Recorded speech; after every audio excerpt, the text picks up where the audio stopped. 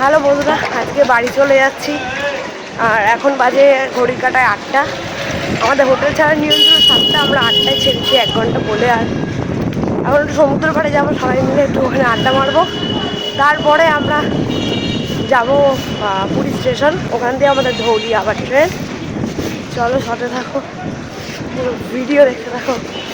আজকে আবার ধৌলি জার্নি দেখাচ্ছি তোমাদেরকে।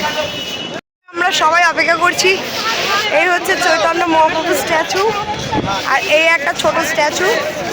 এখানে সবাই মিলে অপেক্ষা করছি, একটু পরে যাবো।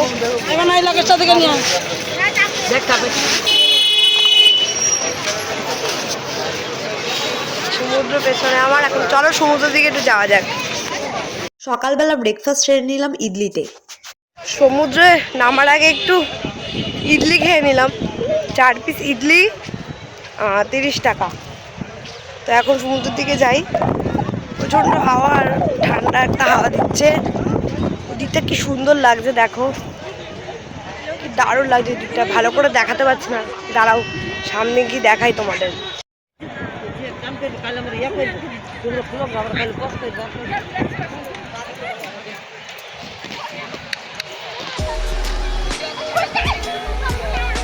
সমুদ্র তো বরাবরই আমাদের ভালোবাসার জিনিস, তবে একটাই কথা, মানে আমি যেমন শীতকাতুরে, আমার মতো তো আরো 5 জন শীতকাতুরে আছো, তারা প্লিজ ঠান্ডায় এসো না, খুব কষ্ট হয় সমুদ্রতে। আর পুরী মানেই তো সবসময় গরম, তো গরম অবশ্যই, কিন্তু জল মারাত্মক ঠান্ডা।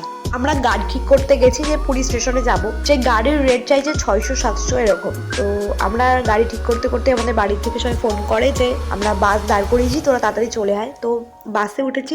বাসের লোকগুলো এত ভালো, মানে ড্রাইভার বাজে কন্ডাক্টর এত ভালো। প্রত্যেকটা বাসেরই প্রচুর, মানে অনেক সময় নিয়ে দাঁড়ায়, যেহেতু প্রত্যেকটা মানুষের কাছে লাগেজ থাকে, ব্যাগ থাকে, সেই কারণে। তো আমাদের ক্ষেত্রেও সেটা হয়েছিল, ওরা অনেকক্ষণ দাঁড়িয়েছে এবং আমরা লাগেজ ব্যাগ নিয়ে উঠেছি। তো এবার আমরা সমুদ্রের দিকে যাওয়ার পালা। বাসে উঠে গেছি, দেখো। তো সমুদ্রদেবকে, জগন্নাথ দেবকে, তারপর পুরীকে বিদায় জানিয়ে সোজা এখন আমরা স্টেশনের দিকে যাব। আর এই যে দেখো, লাস্ট 12 সমুদ্রদেবকে দেখাচ্ছি তোমাদেরকে। আর পুরীতে এসো, সবসময় এসো, সবসময় ওয়েলকাম, প্রচুর এনজয় হয়। তো এখন আমরা স্টেশনের দিকে যাচ্ছি, সাথে থাকো। আর একটা কথা, পুরীতে আসলে কিন্তু 6 থেকে 800 টাকার মধ্যে অনেক ভালো ভালো হোটেল তোমরা পেয়ে যাবে। এই যে আমাদের ধৌলি ট্রেন, এখন চলো সব ভিডিও দেখাচ্ছি কি কি করছি। ধৌলিতে উঠে গেছি। এই রো পুরো পড়েছে, এই রো আবার D5-এ পড়েছে। আর সামনে 5টা সিট পড়েছে, আমাদের 2টো সিট ছেড়ে সামনে 5টা সিট পড়েছে। আরো সব মেম্বাররা আসছে, সবার ব্যাগ আনতে গেছে সবাই। ট্রেন খানিকক্ষণের মধ্যে ছেড়ে দেবে, তারপরে ধৌলি জার্নি শুরু হবে। জয় জগন্নাথ বলে রওনা দিলাম আমরা পুরী ছেড়ে কলকাতা যাওয়ার উদ্দেশ্যে। কলকাতা তো নয়, শালিমার অবধি বা সাঁতরাগাছি অবধি আমরা যাব। অনেকক্ষণ ধরে অপেক্ষা করছিলাম ট্রেনটা কখন ছাড়বে, কারণ ঘড়ির কাটায় 10:30 বাজে, 10:25 টাইম ছিল। অলরেডি ছাড়ার সময় 5 মিনিট লেট করে ফেলেছে। দেখা যাক সারা রাস্তা কতটা দূর যায় আর ঢিকরাতে ঢিকরাতে কীভাবে যায়, কারণ ধৌলি প্রচণ্ড ঢিকরায়। কিন্তু ধৌলি এমন একটা ট্রেন, যেই ট্রেনে সবাই আসতে পারবে, মানে বড়লোক থেকে মধ্যবর্তী সবাই এই ট্রেনে টিকিট কেটে আসতে পারবে কম ভাড়া। কিন্তু আমার কাছে ব্যক্তিগত মনে হয় যে গড়ে পাত্তায় একই পড়ে। শালিমার অবধি আসতে গাড়ি ভাড়া লাগে, তারপরে এদিকে রাত্রিকুর জন্য হোটেল ভাড়া চলে যায়, কোনো রকম হোটেল পাওয়া যায় ঘুরে টুরে। তাই আমার কাছে মনে হয় যে ধৌলিতে সকালবেলা না এসে রাতের ট্রেনেই আসা ভালো।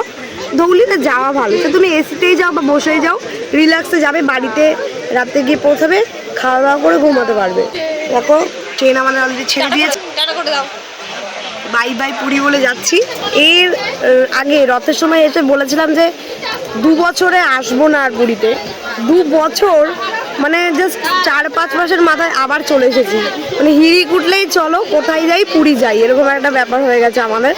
তো আবার বিশ্বজিৎ বাইরে থেকে চলে আসলে আবার আমরা আসবো, সেই প্ল্যানিংটাই করে গেলাম। এবার আসবো, এবার আর বলে যাবো না যে 2 বছরে আসবো না।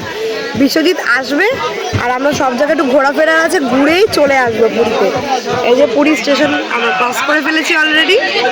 এখন একদম আস্তে আস্তে যাচ্ছে, মানে একদম না চললে না সেইভাবে ট্রেনটা ছাড়ছে। লাইন চেঞ্জের ব্যাপার আছে। সাথে থাকো, পুরো ধৌলি জার্নিটা আর একবার দেখাচ্ছি তোমাদেরকে। ভালো লাগতেছে দিদিমণি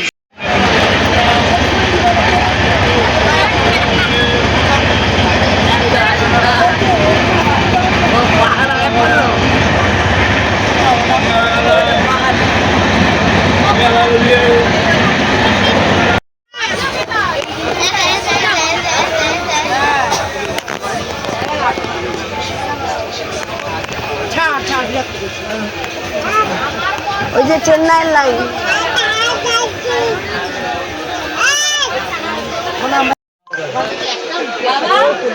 ওই দেখো লোকাল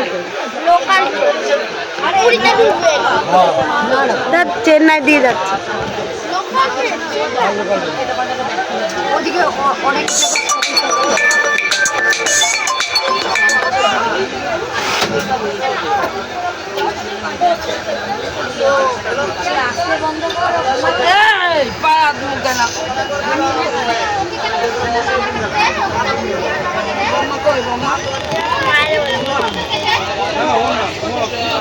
আমাদের ট্রেন এই মুহূর্তে খুর্দা ঢুকছে, আর তার আগেই একটু সিগন্যালের জন্য দাঁড়িয়েছিল ট্রেনটা খানিকক্ষণ, এখন ছেড়ে দিয়েছে। আর আমাদের ট্রেন এই মুহূর্তে খুর্দায় এসেছে, খুর্দা জংশন, আর যেখান থেকে প্রচুর লাইন ভাগ হচ্ছে, মানে একটা হচ্ছে পুরীর দিকে চলে আসছে, আর বাকি লাইনগুলো চেন্নাই, ভাইজ্যাক বলো, হায়দ্রাবাদ, মুম্বাই, তারপরে তোমাদের গোয়া, সব কিছু এদিকে চলে যাচ্ছে। তো এই আর কি, এখন ট্রেন ঢুকতে প্রচুর লোক দেখতে দাঁড়িয়ে আছে, ধৌলি ধরবে বলে শুধুমাত্র, প্রচুর লোক। কারণ ধৌলি এমন একটা ট্রেন যে ট্রেনে সবাই টাইমিং অনুযায়ী যাতায়াত করতে পারে ভুবনেশ্বর অবধি। হঠাৎ দেখছি ট্রেনের মধ্যে এই হাওয়াই মিঠাই উঠেছে, বেশ ভালো লাগলো দেখে, একটা কালারফুল ব্যাপার আসলো। আর এখন আমরা এই মুহূর্তে একটা ব্রিজ পার করছি। এই ব্রিজটা অনেকটাই বড় ছিল, একের পর এক মানে চলেই যাচ্ছে। যে ব্রিজটার ছবি আর ভিডিও প্রত্যেক মুহূর্তে যেটা আমি তুলি যাওয়া আসার সময় পুরীতে, সেইটাই আর কি তুলেছি।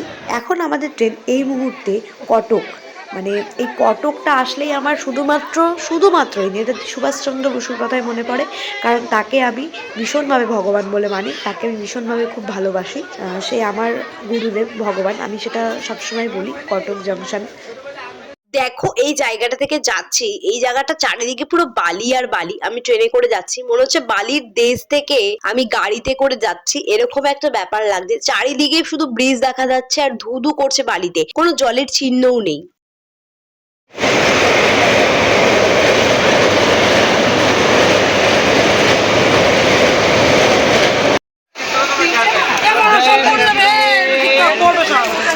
দেখি কটা নিলি?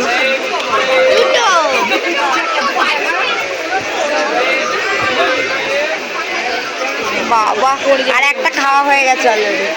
ট্রেনে ওঠার পর থেকেই আমরা নানান রকম খাবার কিনে কিনে খাচ্ছি, এইটা সেটা, মানে যেটা উঠছে সেটাই খেতে ভালো লাগছে, দেখে কিনতে ইচ্ছা করছে বারবার।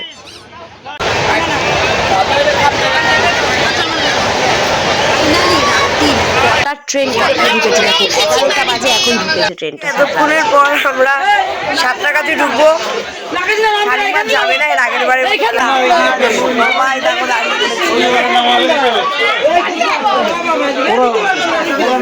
সবাই একটা বিশাল বড় অপেক্ষায় ছিল কখন ঢুকবে। ফাইনালি ঢুকে গেছি সাঁতরাগাছি। শালিমার অব্দি যাবে না, কারণ এই ট্রেনটা এরকমই করে।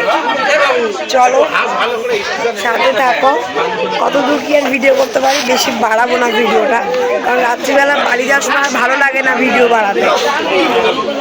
সাঁতরাগাছিতে নেমে দেখি বন্দে ভারতের মতো একটা কামরা এখানে দাঁড়িয়ে আছে, আর এর ভিতরে প্রচুর কাজ চলছে। আমার তো বেসিক্যালি মনে হলো এখানে একটা রেস্টুরেন্ট বানানোর প্ল্যানিং চলছে, আর দেখো ভিতরে প্রচুর লেবার মিস্ত্রি কাজকর্ম করছে। এখনো 9:30 থেকে 11:30 বাজতে হাওড়ায় পৌঁছাতে পারিনি সবাই, আমরা ট্রেনের মতো দাঁড়িয়ে আছি। এই তোরা কি সবাই কান্নাকাটি করবি? ওদের সবার চোখে জল চলে এসছে, সবাই কান্নাকাটি এখন রাত্রি 12টা 5 বাজে লাস্ট ট্রেন ধরেছে হাওড়া থেকে, আর দেখো বন্দে ভারতটা দাঁড়িয়ে প্যান্ডেল লোকালে আছি দাঁড়িয়ে, আর পাশেই বন্দে ভারত দাঁড়িয়ে আছে। সকালবেলা পুরী যাবে না কোথাও দিয়ে এসছে, এখন তোমার কেউ লোকজন নেই, তো ভাবছি চাপতে হয়তো পারবো না কোনোদিন বন্দে ভারতে, বা পারতেও পারি, সেটা একটু দেখে নি কেমন ভিতরটা কেমন দেখে নি, তাই দেখছি ঝুঁকি মেরে আমি দেখছি যে দেখতে কেমন বন্দে ভারতটা। আর যখন চাপবো তখন তো মজা হবে, তো ভগবান যদি করে দিল তাহলে তো চাপতে পারবোই অবশ্যই। এই সবাই আমরা দেখছি ট্রেনটা দারুণ। আবার অনেকে দেখলাম দাঁড়িয়ে দাঁড়িয়ে ছবি তুলছে, গেট ফেট খোলা, দেখি দাঁড়িয়ে সবাই ছবি টবি তুলছে। আমি ছবি টবি তুলতে যাইনি, আমার দরকারও নেই, যখন চাপবো তখন ছবি তুলবো। খুব সুন্দর, ভিতরটা দারুণ দেখতে। না 1টা বাজে, আমি বলতে একটু মিস্টেক করেছি, পুরো 1টা বাজে। আর আমরা এসে পৌঁছালাম হুগলি স্টেশনে। আজকের ভিডিও এখানেই শেষ করছি। আমাদের পুরো ট্রেনে জানি দেখলে তো কত কষ্ট হলো, ধৌলিতে খুব কষ্ট হয়। তো এখন বাড়ি যাই, বাই বাই, সবাই খুব ভালো থেকো। আর ভিডিওটা প্রচুর প্রচুর শেয়ার করো, সাবস্ক্রাইব করো, লাইক করতে কমেন্ট করতে একদম ভুলবে না। তোমরা যদি আমার ভিডিও না দেখো তাহলে আমার কম বাজেটে ঘোরার কোনো মানেই হয় না। বাই বাই, ভালো থেকো।